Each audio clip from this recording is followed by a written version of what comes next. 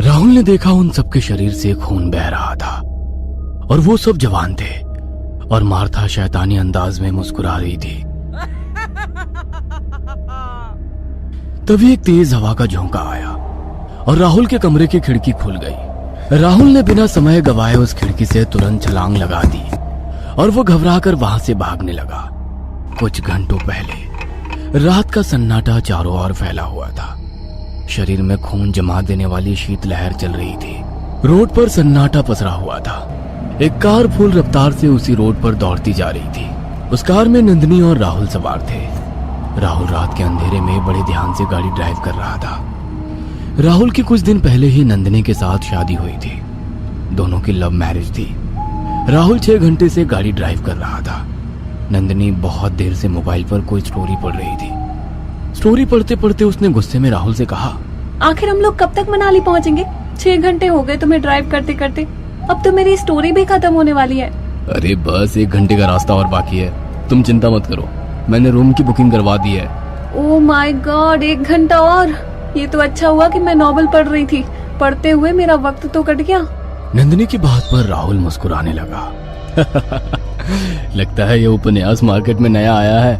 नंदिनी ने इतना बोला ही था कि अचानक गाड़ी एक झटका देकर रुक गई। गाड़ी की रफ्तार तेज होने के कारण अचानक रुकने से वो पलटने से बाल बाल बची थी। राहुल और नंदिनी के माथे पर डर से पसीने की ही बूंदें टपकने लगी। तभी अचानक नंदिनी और राहुल की नजर गाड़ी के बाहर दूर खड़े हुए किसी व्यक्ति पर पड़ी। रात के अंधेरे में उसकी आंखें किसी जुगनू की तरह चमक रही थी, मगर अचानक वो आंखें गायब हो गई। दोस्तों, आजकल एक स्टेबल पैसिव इनकम होना कितना जरूरी है, मैं आप सबके साथ अपना एक्सपीरियंस शेयर करना चाहता हूं। यह है वो ऐप जिसने मुझे एक पैसिव इनकम जनरेट करने में काफी मदद की है। ये गेम्स इंटरेस्टिंग होने के साथ ही साथ प्रॉफिटेबल भी है। यस, मैं 11,000 रुपए जीत गया। क्या आप भी मेरी तरह जीतना चाहते हैं? तो जाइए कमेंट सेक्शन में और क्लिक कीजिए जो लिंक हमने पिन कमेंट में दिया है उस पर। आप हमारा प्रोमो कोड KISSE1 डालकर free bonus 1,50,000 INR plus 150 free spins भी ले सकते हैं अपने पहले डिपॉजिट पर। राहुल ने डरते हुए गाड़ी स्टार्ट करने की कोशिश की, मगर गाड़ी स्टार्ट नहीं हुई। नंदिनी ने डरते हुए राहुल से कहा, क्या हुआ? गाड़ी स्टार्ट क्यों नहीं हो रही? पता नहीं नंदिनी, क्या खराबी हो गई है, बाहर निकलकर चेक करना पड़ेगा। तभी उन दोनों की कार का दरवाजा किसी ने खटखटाया। राहुल ने देखा बाहर एक गांव का व्यक्ति खड़ा हुआ उसे घूर रहा था। उसे देखकर राहुल की जान में जान आई। वह कार से बाहर निकल आया।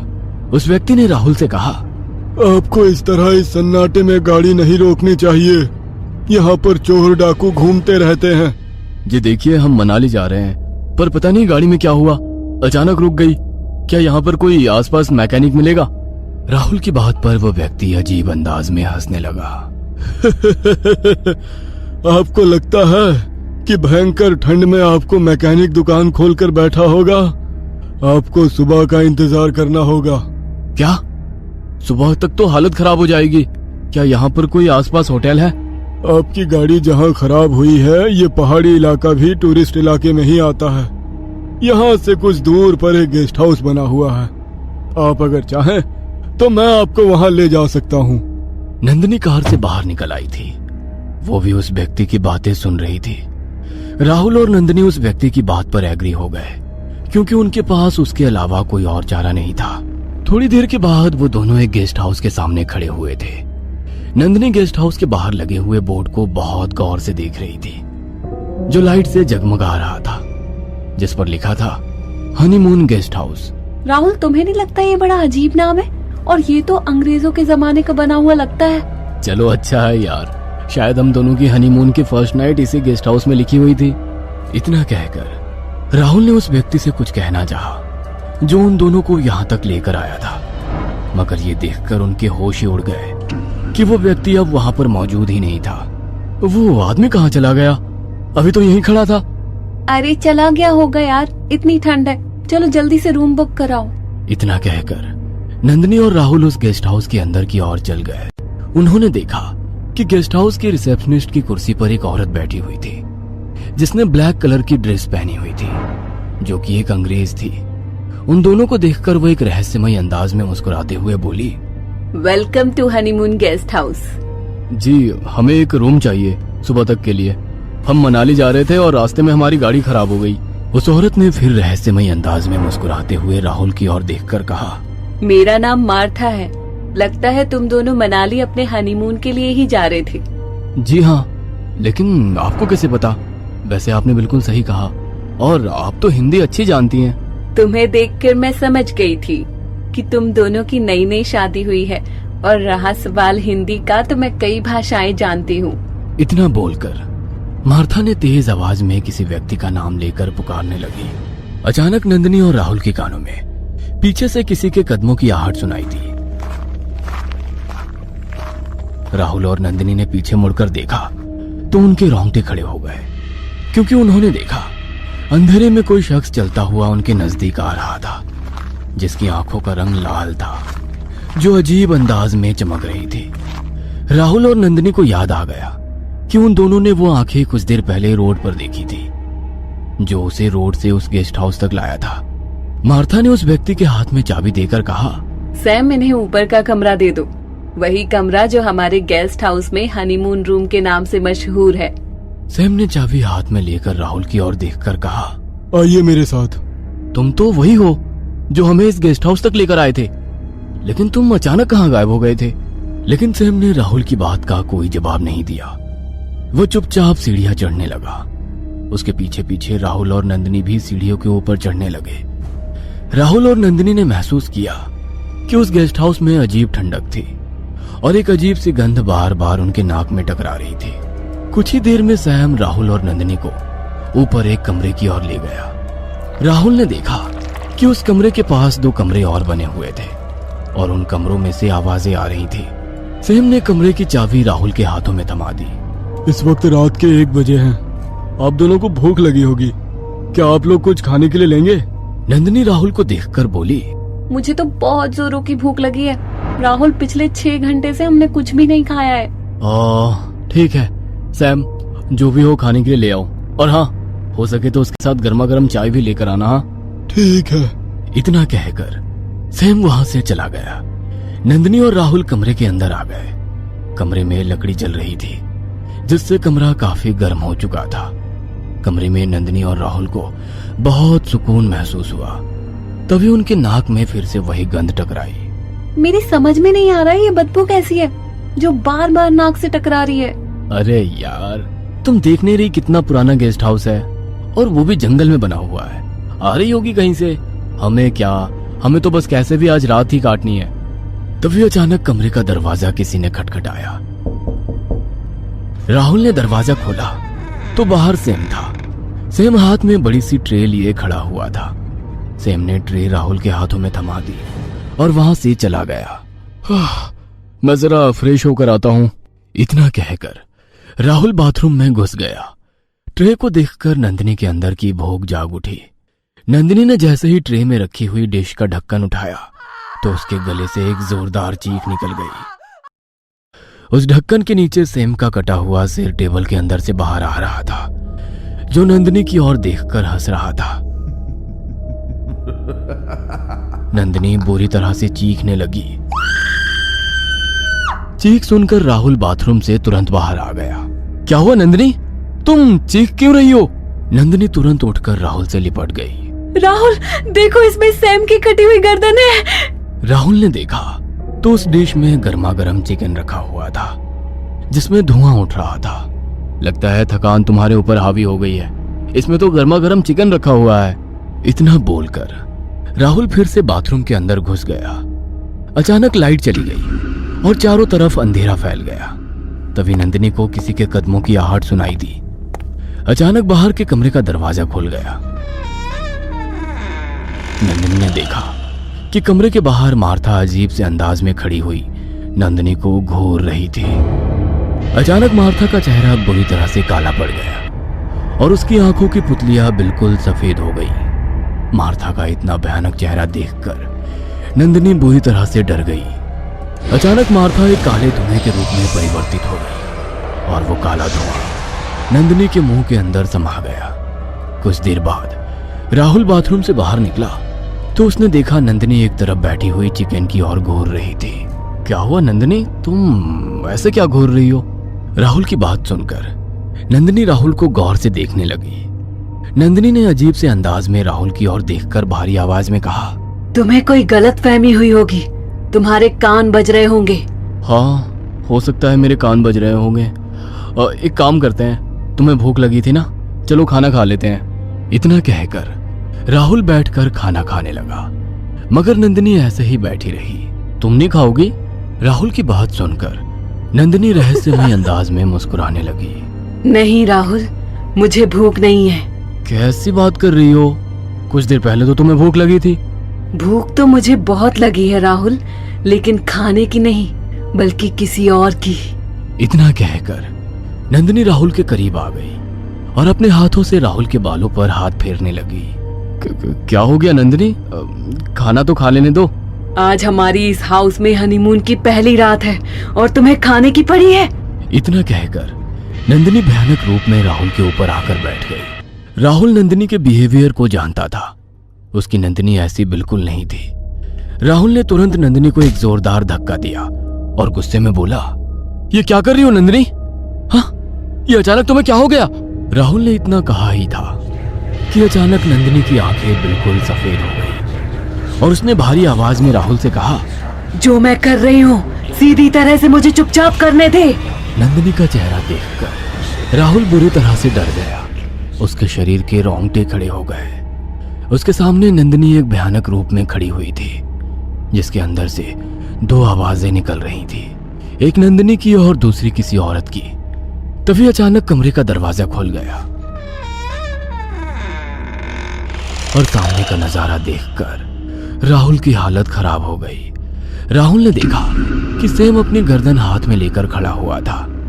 तभी अचानक राहुल ने देखा कि नंदिनी के शरीर से काला धुआं निकला और उसने मार्था का रूप परिवर्तित कर लिया और नंदिनी जमीन पर गिर पड़ी। राहुल भागकर नंदिनी के पास पहुंचा, मगर राहुल ने देखा कि नंदिनी मर चुकी थी। राहुल समझ चुका था कि वो किसी गलत जगह पर फंस गया है। राहुल ने नंदिनी को बार बार उठाने की कोशिश की, मगर नंदिनी अब इस दुनिया में नहीं थी। राहुल ने जैसे ही वहां से भागने की कोशिश की तो उसके सामने बहुत से लोग आकर खड़े हो गए। राहुल ने देखा उन सब के शरीर से खून बह रहा था और वो सब जवान थे। मार्था शैतानी अंदाज में मुस्कुरा रही थी। तभी एक तेज हवा का झोंका आया और राहुल के कमरे की खिड़की खुल गई। राहुल ने बिना समय गवाए उस खिड़की से तुरंत छलांग लगा दी और वो वहां से भागने लगा। अचानक उसका शरीर किसी से टकराया और वो बेहोश होकर गिर पड़ा। आंख खुलने पर राहुल ने देखा कि उसे सैकड़ों लोग घेरे हुए थे। राहुल उठकर बैठ गया। उसने अपने आप को अपनी कार के पास मौजूद पाया। भीड़ में से एक व्यक्ति राहुल के पास आकर बोला, तुम हमें यहाँ पर बेहोश मिले, क्या हुआ था? राहुल ने उसे अपने साथ घटी हुई सारी घटना बताई। तुम उसी हनीमून गेस्ट हाउस की बात कर रहे हो ना, जहाँ पर बुरी आत्माओं का वास है? साहब, वो गेस्ट हाउस अंग्रेजों के जमाने में बसा था। कहते हैं कि अंग्रेज वहाँ पर अपना हनीमून मनाने आया करते थे। हनीमून गेस्ट हाउस की मालकिन, जिसका नाम मार्था था, वो एक जवान और अय्याश किस्म की औरत थी। वो अक्सर दूसरों के पति को फंसाकर अपनी भूख मिटाया करती थी। एक बड़ा अंग्रेज अफसर यहाँ पर अपने हनीमून मनाने आया था। उसी अंग्रेज अफसर को मार्था के साथ अफसर की पत्नी ने रंगे हाथ पकड़ लिया था। उसने गुस्से में इस पूरे हनीमून गेस्ट हाउस में आग लगा दी और मार्था को काट पीट कर फेंक दिया था। कहते हैं कि आज भी मार्था की आत्मा भटकती है और नौजवान शादीशुदा लोगों को फंसाकर दोनों को मार देती है। तुम खुशनसीब हो जो जिंदा बच गए। तुम्हारी पत्नी अब कभी नहीं मिलेगी।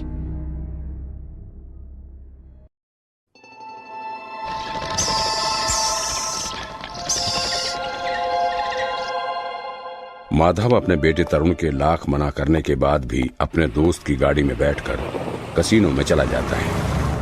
भगवान, आज तो मेरी सुन ले, कर्जे में सर तक डूब चुका हूं मैं। और वो इतना बोलकर अंदर चला जाता है। वो एक टेबल पर बैठ जाता है। तभी उसके पास एक उसके बेटे की ही तरह का उम्र का एक लड़का आता है। आपको ये सब नहीं करना चाहिए। तुम होते कौन हो मुझे बताने वाले कि मुझे क्या करना चाहिए और क्या नहीं? ठीक है, अगर आप मेरी बात नहीं मानते हैं तो कोई बात नहीं। आपकी जेब में इस वक्त 1500 रुपए हैं और अगर आप मेरी बात मान लें, पहले 3 पत्ती ना खेलकर डाइस खेलिए। तभी माधव का फोन बजता है। हाँ दीपक, मैं 1 घंटे में यहां से निकलने वाला हूं, तुम गाड़ी लेकर आ जाना। माधव फोन अपनी जेब में रखता है। तुम्हें कैसे पता कि मेरी जेब में कितने रुपए हैं? कौन हो तुम? मैं वो सब आपको बता दूंगा, लेकिन मैंने जैसा कहा है आप वैसा ही करें। तब तक मैं बाहर घूम कर आता हूं। रवि उसे एक कागज थमाकर बाहर चला जाता है। माधव उसकी बात मान लेता है और वो पहले डाइस खेलता है। कागज में कुछ नंबर लिखे होते हैं और उसके सामने डाइस और अगले नंबर पर 3 पत्ती लिखा होता है और टेबल नंबर मेंशन होता है। माधव नंबर के हिसाब से डाइस खेलता है और जीत जाता है। वो बहुत खुश होता है और जीते हुए पैसे लेकर 3 पत्ती खेलने के लिए उसी टेबल पर आ जाता है जो रवि ने उसे दी हुई थी। माधव 3 पत्ती खेलता है और जीत जाता है। तभी रवि वहां आ जाता है। मैंने आपको जो कागज दिया था उसमें यही तक का गेम लिखा हुआ था, इसके आगे कर आप खेलेंगे तो हार जाएंगे। मैं तुम्हारे बताए तरीके से 50,000 जीत चुका हूं। क्या तुम कोई जादूगर हो यार? तुम्हें ट्रिक पता है कि कैसे लोग गैम्बलिंग में जीता करते हैं? मैं आपको सब बताता हूं, लेकिन इस वक्त आपको और नहीं खेलना होगा क्योंकि आपके जीतने का कोई चांस नहीं है। हाँ ठीक है, चलो चलते हैं। तभी माधव को पीछे से कोई बुला लेता है। अरे माधव भाई, कहाँ जा रहे हो? 17 नंबर पर बेट लगाते हो, बोलो। नहीं भाई, अभी नहीं लगा सकता। अरे भाई, मेरे पास पैसे नहीं बचे हैं इसलिए कह रहा था। 3,000 लगाते हैं, 1,500 मेरे, 1,500 तुम्हारे। तुम्हारे 1,500 रुपए मुझ पर उधार रहेंगे। ठीक है, अगर तुम जीते तो मैं 3,000 लूंगा। हाँ ठीक है भाई, ले लेना। वैसे भी 1,500 के 15,000 मिल रहे हैं, तुम भी 3,000 ले लेना। ये आप क्या कर रहे हैं? मैं आपको कह रहा हूं आपके जीतने का कोई चांस नहीं है। बस ये एक गेम, फिर सारी बात सुन लूंगा तुम्हारी। लेकिन माधव उसकी बात नहीं सुनता और 3,000 निकाल कर किशोर के साथ 17 नंबर पर बेट लगाने चला जाता है और हार जाता है। तभी कैसीनो के बाहर एक दुकान पर बैठ जाता है। माधव हार कर कैसीनो से बाहर आता है। मुझे तुम्हारी बात मान लेनी चाहिए थी, लेकिन कोई गम नहीं, मैं अभी भी फायदे में ही हूँ। 47,000 जीता हूँ और तुम चाहो तो मैं कुछ पैसे तुम्हें भी दे सकता हूँ। आपको क्या लगता है, अगर मैं आपको जिता सकता हूँ तो खुद वहां बैठकर जीत नहीं सकता? हाँ, मैं तो भूल ही गया था। तुम बताओ, तुम हो कौन और तुम मेरी मदद क्यों और कैसे कर रहे हो? मेरा नाम रवि है। मैं आपके बेटे तरुण का दोस्त हूँ और उसी ने मुझे आपकी मदद करने के लिए भेजा है। अरे वाह, तब तो मैं रोज यहाँ आकर अपना सारा कर्जा उतार सकता हूँ। बल्कि तुम तो मुझे करोड़पति भी बना सकते हो। मैं ऐसा नहीं कर सकता। तरुण ने मुझे आपकी हालत बताई तो मैं आपकी मदद करने के लिए आ गया। आपकी जान को खतरा है, जिसे मैंने देख लिया अपनी दूरदर्शिता से। तुम भविष्य देख सकते हो, एक तरह से आप कह सकते हैं, और आपकी जान को खतरा है। मैं किसी व्यक्ति को देखकर उसके अगले 3 महीने तक उसके साथ क्या होने वाला है बता सकता हूँ, और इसीलिए मुझे आपकी जान बचानी है। ये कोई नई बात नहीं है, मेरी जान को खतरा है। मेरे ऊपर कितना सारा कर्ज है। कुछ ना कुछ लोग मुझे मारने की कोशिश भी कर सकते हैं। मारने की कोशिश नहीं, मारने में सफल भी हुए हैं 117 बार आने वाले 3 महीनों में। क्या कहा? 117 बार? देखो, मैं मानता हूं कि तुमने मुझे पैसे जिताने में मदद की, लेकिन इसका मतलब ये नहीं कि तुम कुछ भी बोलोगे और मैं मान जाऊंगा। ठीक है, मत मानिए, लेकिन उसका अंजाम बहुत बुरा होगा। आपके लिए अभी जो कार आने वाली है उसमें आप नहीं बैठेंगे। आपकी जान को खतरा है। मगर कैसे? तुम उन लोगों को भी क्यों नहीं बचा लेते? मैं ये नहीं कर सकता। अगर बचा सकता तो बचा लेता। रवि वहां से चला जाता है और माधव अगले दिन अखबार में पढ़ता है जिस कार से वो अपने घर जाने वाला था उसका एक्सीडेंट हो गया था, जिसमें एक आदमी की मौत हो गई थी और बाकी 4 लोग बुरी तरह घायल हो गए थे। माधव अपने बेटे तरुण को फोन लगाता है, लेकिन तरुण फोन नहीं उठाता। तभी रवि माधव के घर में आता है। आंटी, 1 कप चाय मिलेगी? तारा अंदर चाय बनाने के लिए चली जाती है। मुझे पता है आप मुझसे मिलने के बारे में ही सोच रहे थे। तुमने मुझे उस कार में चढ़ने से इसलिए रोका ना, क्योंकि वो मरने वाला व्यक्ति मैं था। सही समझे आप? ये सब क्या हो रहा है? तुम कैसे ये सब जानते हो? मुझे सारी बातें बताओ। ये एक विद्या है जो मेरे पिताजी ने मुझे सिखाई थी मरने से पहले, जिसका इस्तेमाल मैं उनके जीते जी नहीं कर सकता था। वो इसे दूरदर्शी विद्या कहते थे। इस विद्या के मिलने के बाद मैंने कई लोगों को समझाने की कोशिश की और कई लोगों की जान भी बचाई। ये बात जब तरुण को पता चली तब उसने मुझे आपके पास भेजा। मतलब 117 में से तुमने एक बार मेरी जान बचा ली, मतलब अब 116 और बाकी हैं। 123। लेकिन कल ही तो तुम मुझे 117 कह रहे थे, अचानक से कैसे बढ़ गई? मैंने ये बात आपको बताई थी जब आप जीत कर मेरे साथ बाहर आने को तैयार हो गए थे, लेकिन तभी आपने एक गेम और खेली और 123 आंकड़ा पार कर गए। वो आदमी जिसके साथ आप खेल रहे थे हार्ट का मरीज है, उसे लेकर अभी एम्बुलेंस निकली है। उसका बेटा इसका जिम्मेदार आपको मानेगा और मारना चाहेगा। अगर तुम सब कुछ देख सकते हो तो तुम मुझे पहले ही सब कुछ क्यों नहीं बता देते? ये जितना आसान आपको लगता है उतना आसान है नहीं। आपने कभी क्रिकेट देखा है? मान लीजिए अगली बॉल पर सिंगल आने वाला है, ये हमें पता चल जाता है और हम उस बॉल को 6 में तब्दील कर देते हैं। इसका असर सिर्फ बल्लेबाज और बॉलर पर नहीं होता, वहां खेल रहे सारे खिलाड़ियों पर भी होता है। अगर उस बॉल पर सिंगल आता तो वो बॉलर अपना तरीका नहीं बदलता, लेकिन क्योंकि उसकी बॉल पर 6 लगा है अब वो अगली गेंद वैसी नहीं करेगा, और क्योंकि बल्लेबाज ने इस गेंद पर छक्का मार दिया है वो अगली गेंद वैसे नहीं खेलेगा। और जैसे वो खेलता अगर वो सिंगल लेता, मुझे नहीं लगता इससे सरल तरीके से मैं बता सकता हूँ। फिर भी ये समझना बहुत कठिन है, लेकिन मैं सिर्फ इतना कह सकता हूँ कि अगर आप मेरी बात मानेंगे तो आपके बचने के चांस बढ़ जाएंगे। फिर तुम मुझे उन सभी लोगों का नाम क्यों नहीं बता देते जो मुझे मारना चाहते हैं? ऐसा करना नामुमकिन है, क्योंकि जो लोग आपको मारना चाहते हैं उनमें से कई ऐसे हैं जिनको खुद भी अभी तक नहीं पता कि वो आपको मारने वाले हैं। मुझे मारने वालों का पता भी नहीं है कि वो मुझे मारने वाले हैं। हाँ, जब रास्ता बदलता है तो मंजिल भी बदल जाती है। इसीलिए आपको मेरी बात माननी होगी, क्योंकि 123 बार में से 2 बार आप खुद अपनी जान ले चुके होते। क्या तुम मुझे सीधा सीधा क्यों नहीं बता देते कि मुझे क्या करना है? देखिए, अगर मैं सब कुछ जानता तो आपको किसी भी मुसीबत में पड़ने ही क्यों देता है? मुझे ठीक ठीक तरीके से समझाओ, तुम्हारी ये विद्या कैसे काम करती है और तुम किस तरह से मेरी जान बचा सकते हो। तभी तरुण की मां चाय लेकर आती है। रवि और माधव चाय पीने लग जाते हैं। चाय पीते पीते ही रवि माधव को इशारा करता है कि उसकी पत्नी का यहां रुककर उनकी बातें सुनना ठीक नहीं है।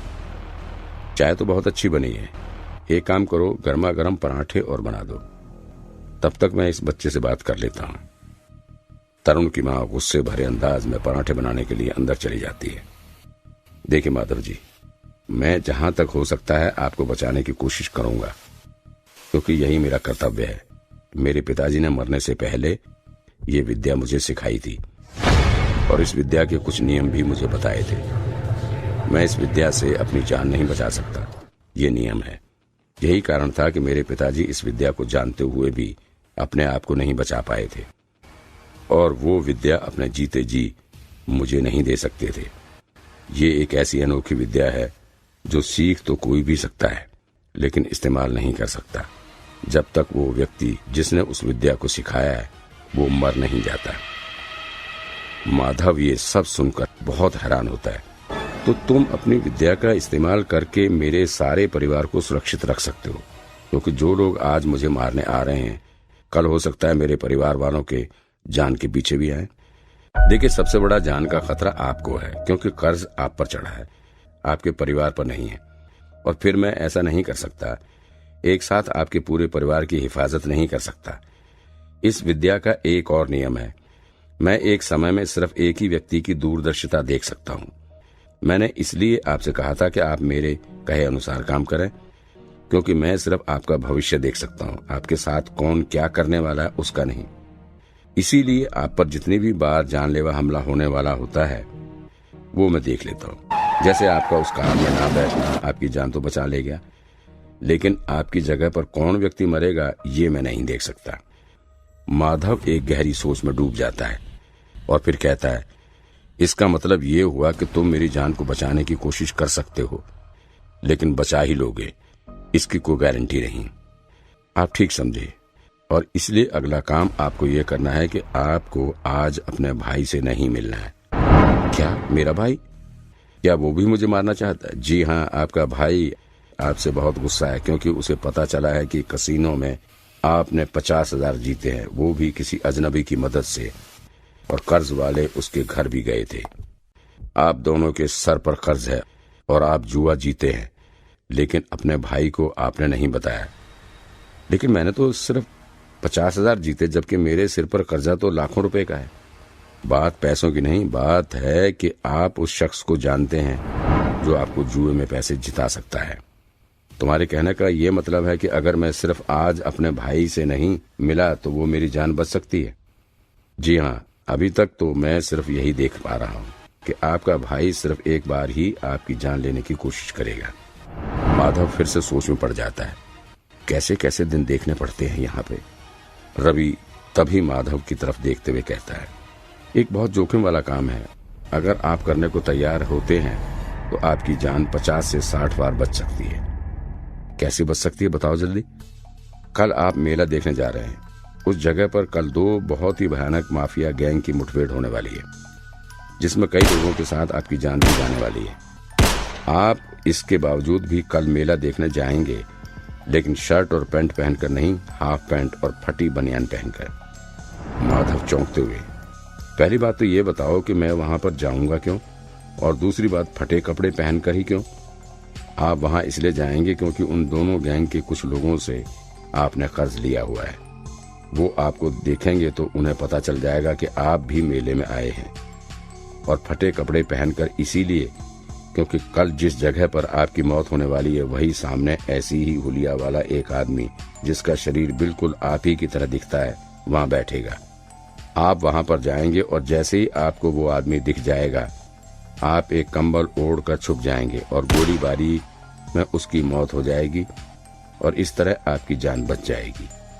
जब अखबार में आपकी मौत की खबर छप जाएगी तो वो दोनों गैंग आपको मारने की कोशिश नहीं करेंगे। इससे आपको लगभग 50 से 60 बार दोबारा जीवन दान मिल जाएगा। क्या बात कर रहे हो, ये तो बड़ा ही खतरनाक काम है, और कितने सारे लोगों की जान जा रही है इसमें। नहीं, मैं ऐसा नहीं कर सकता। तुम जब मेरी जान बचा रहे हो तो बाकी लोगों की जान क्यों नहीं बचा सकते? देखिए माधव जी, आप भावनाओं में बह रहे हैं। मैं आपको बता चुका हूं कि मैं एक समय में सिर्फ एक ही व्यक्ति की जान बचा सकता हूं। वहां जो होने वाला है उसे मिटा नहीं सकता। मैं अगर पुलिस को बता भी देता हूं कि वहां पर गोलीबारी होने वाली है तो वहां पर कोई गोलीबारी नहीं होगी, बल्कि हो सकता है कि मेरे पुलिस को खबर करने के बाद वो लोग मेरे पीछे आ जाए। आपका भविष्य तो मैं देख लूंगा, लेकिन मेरा भविष्य कौन देखेगा? माधव गहरी सोच में पड़ जाता है और फिर रवि की बात मानने के लिए तैयार हो जाता है। अच्छा, अब मैं चलता हूं, और आज आप किसी से ना मिलें तो अच्छा है। ठीक है, आज मैं किसी से नहीं मिलूंगा। रवि वहां से चला जाता है।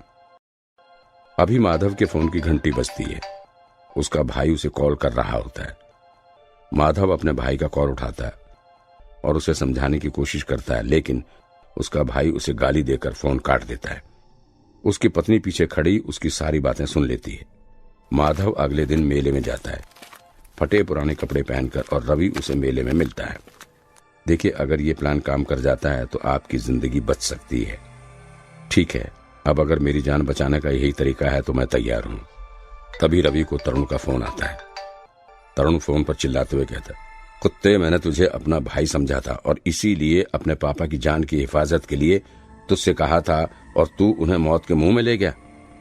तरुण, मैं तुम्हें सब कुछ बाद में बता दूंगा, अभी कुछ मत कहो। इतना कहकर रवि तरुण का फोन काट देता है। एक बहुत ही बुरी खबर है, आपकी पत्नी ने तरुण को बता दिया हमारे इस प्लान के बारे में। मुझे पता था वो ऐसा ही करेगी, इसीलिए मैं अपना फोन बंद करके बैठा हूं।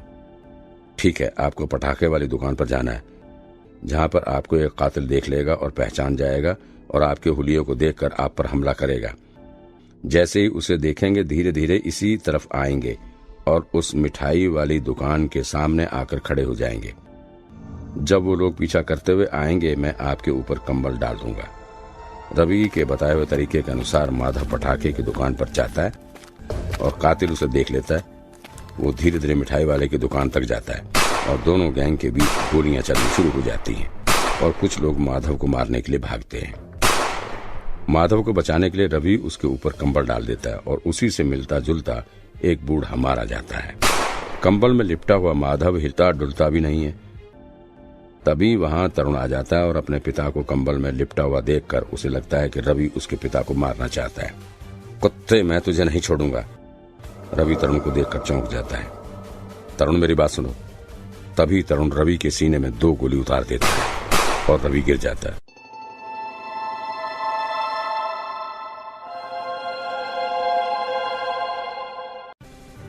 तरुण अपने पिता के पास जाता है और कंबल हटाता है। माधव डर के मारे हिलने डुलने लगता है। डरिए मत पापा, मैं आ गया हूं आपको बचाने के लिए। अपने बेटे की आवाज सुनता है तो समझ जाता है कि कुछ ना कुछ गड़बड़ हो चुकी है। वो तुरंत अपना कंबल हटाता है और रवि को देखने लगता है। रवि उसे उसी के बाजू में गिरा हुआ दिखाई देता है। मैंने इस गद्दार को ठिकाने लगा दिया पापा। माधव ये देखता है तो चौंक जाता है। बेवकूफ, ये क्या किया? ये मेरी जान बचा रहा था और तुमने इसी की जान ले ली। माधव उसे सारी कहानी सुना देता है। तरुण रवि के पास जाता है और उसे दीवार के सहारे बैठा देता है। मुझसे बहुत बड़ी गलती हो गई मेरे भाई। रवि, जिसमें थोड़ी जान अभी बाकी थी, कहता है, मेरे दोस्त, मेरा सफर यहीं तक था। अब मैं नहीं बच सकता, लेकिन तुम्हारे पिताजी को अभी भी खतरा है। तुम चाहो तो ये खतरा टाल सकते हो। नहीं, मैं तुम्हें हॉस्पिटल ले जाऊंगा। तुम्हें मैं कुछ नहीं होने दूंगा रवि। माधव तरुण को बहुत डांट लगाता है। रवि तरुण से कहता है, मेरे पास ज्यादा वक्त नहीं है। वो तरुण को अपनी जेब से एक छोटी सी डायरी निकाल कर देता है। ये डायरी लो, इसमें दूरदर्शिता विद्या के बारे में सारी जानकारी है। मेरे मरने के बाद तुम दूरदर्शी बन जाओगे और अपने पिता की जान बचा पाओगे। तरुण रवि को कई बार हॉस्पिटल ले जाने के लिए कहता है, लेकिन रवि मना कर देता है और थोड़ी देर बाद अपनी आंखें बंद कर लेता है, हमेशा हमेशा के लिए। तुम्हारी गलती की वजह से अब मेरी जान को फिर से खतरा है। मुझे माफ कर दीजिए पापा, लेकिन मैं आपको विश्वास दिलाता हूं कि मैं ये विद्या सीखकर आपको कुछ नहीं होने दूंगा। फिर वो दोनों घर चले जाते हैं। घर जाकर तरुण अपनी मां को सब बता देता है। अगली सुबह माधव अपने बेटे के साथ नाश्ता कर रहा होता है। तो बताओ, मुझे आज क्या करना चाहिए? मुझे उस किताब को पूरा पढ़ने और समझने में कम से कम 1 हफ्ता लग जाएगा पापा। क्या कहा? 1 हफ्ता? 1 हफ्ते तक मैं क्या करूं? बाहर जाऊं अपनी जान को हथेली पर लेकर, या फिर यहीं घर में बैठा रहूं डरते हुए? मैं पूरी कोशिश करूंगा इसे जल्द से जल्द सीखने की। माधव परेशान होकर बैठ जाता है। उसे समझ में नहीं आता अब क्या करे। वो अपने भाई का फोन भी इग्नोर करते जाता है। 1-2 दिन तक माधव अपने घर पर ही रहता है, लेकिन फिर उसे बेचैनी होने लगती है और वो बाहर निकल जाता है। वो कैसीनो चला जाता है और जुआ खेलने लगता है और जुए में 50,000 हार जाता है। तभी उसका भाई धीरज उसके पास आता है और कहता है, भैया आपने ये ठीक नहीं किया। माधव अपने भाई को देखता है तो चौंक जाता है। तुम यहाँ क्या कर रहे हो? घबराओ मत भैया, मैं आपको कोई नुकसान नहीं पहुंचाने आया हूँ। मैं खुश हूँ कि आप जिंदा हैं, लेकिन जब आपके पास एक ऐसा लड़का है जो भविष्य देख सकता है, तो आपने उस बात को मुझे बताया क्यों नहीं? समझने की कोशिश करो। अब वो नहीं रहा। वो उसे बीच में ही रोक देता है। भैया आपने ठीक नहीं किया। और इतना कह करके वो वहां से चला जाता है। माधव अपने घर वापस आता है और देखता है कि उसके घर के बाहर एम्बुलेंस खड़ी है। माधव अंदर जाता है तो देखता है उसकी पत्नी को एम्बुलेंस में ले जाया जा रहा है। तभी तरुण माधव के पास आता है और कहता है, पापा आप कभी नहीं सुधर सकते ना? आप जुआ खेलने गए हैं, ये बात सुनकर माँ को दिल का दौरा पड़ गया। माधव अपने किए पर बहुत शर्मिंदा होता है। तरुण अपनी माँ के साथ हॉस्पिटल चला जाता है, लेकिन माधव अपने घर पर रुक जाता है। माधव अपने घर में 2 दिन तक अकेला रहता है। फिर से फोन आता है। फोन की दूसरी तरफ से आवाज आती है, हेलो, क्या आप माधव जी बोल रहे हैं? सर, आप कुछ दिन पहले कैसीनो आए थे, आप वहां पर अपना पर्स भूल गए, प्लीज आकर ले जाइए। माधव अपने बीवी और बच्चे के घर से चले जाने से बहुत दुखी था, इसीलिए वो कैसीनो चला गया। लेकिन उसने सोच लिया था कि वो कोई खेल नहीं खेलेगा। कसिनो के अंदर जाते एक आदमी उसे उसका पर्स दे देता है। तभी उसका फोन बजता है। वो फोन उठाता है और तरुण दूसरी तरफ से कहता है, पापा कसिनो से बाहर आइए, वहां आपकी जान को खतरा है। माधव अपने चारों ओर देखता है और उसे शेट्टी के आदमी दिखाई देते हैं।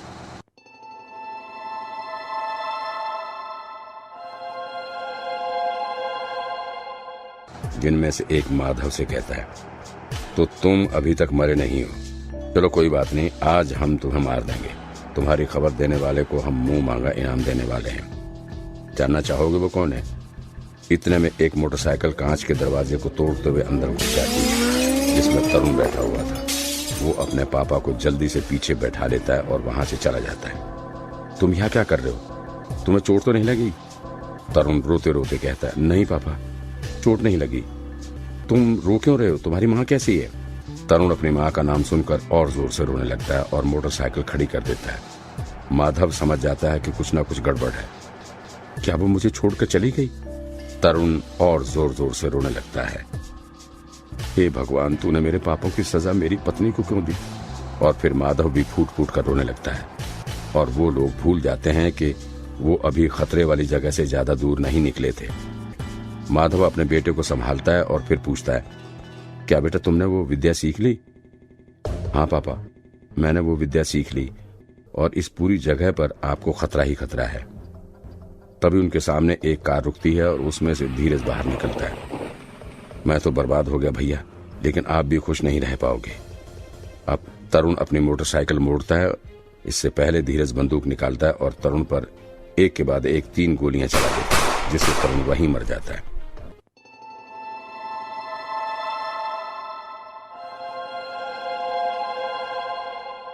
माधव गुस्से में धीरज की तरफ दौड़ता है और बंदूक छीन लेता है। मैं तुझे जिंदा नहीं छोड़ूंगा। कमीने, तूने मेरे बच्चे को मार डाला। मेरा बदला पूरा हो चुका है भैया। आपने मेरे साथ धोखा किया और मैंने आपके साथ। माधव गुस्से में उसे गोली मार देता है। माधव अपने बेटे की लाश के पास जाता है और रोने लगता है। उठ मेरे बच्चे, क्या तू भी मुझे छोड़कर चला जाएगा? और वो भी फूट फूट कर रोने लगता है। फिर वो अपने पास पड़ी बंदूक उठा लेता है। तभी न जाने उसे कहां से काफी सारी आवाजें सुनाई देने लगती हैं।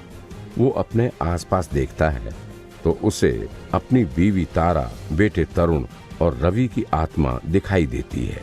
पापा, मुझे माफ करना, मैं आपकी जान नहीं बचा सका। नहीं बेटा, मुझे मेरी जान की कोई फिक्र नहीं है। बस तुम वापस आ जाओ। तुम लोग वापस आ जाओ तो मैं सब बुरे काम छोड़ दूंगा और तुम्हारी सारी बात मानूंगा। मैंने आपको पहले ही चेतावनी दी थी कि इस विधा के ऊपर कुछ नहीं है और हम इस विधा का कोई नियम नहीं तोड़ सकते। आपने अपनी जान बचाने की पूरी कोशिश की, पर अब समय निकल चुका है। माधव चारों ओर से आ रही आवाजों से अपने होश खो बैठता है और अपने सिर पर बंदूक रख गोली चला देता है और दूरदर्शी की बात सच हो जाती है। हमें पूरा यकीन है दोस्तों कि आप लोगों को ये कहानी जरूर पसंद आई होगी। अगर आपके साथ भी कुछ ऐसे अनकहे किस्से हो चुके हैं तो प्लीज हमारे साथ शेयर करें।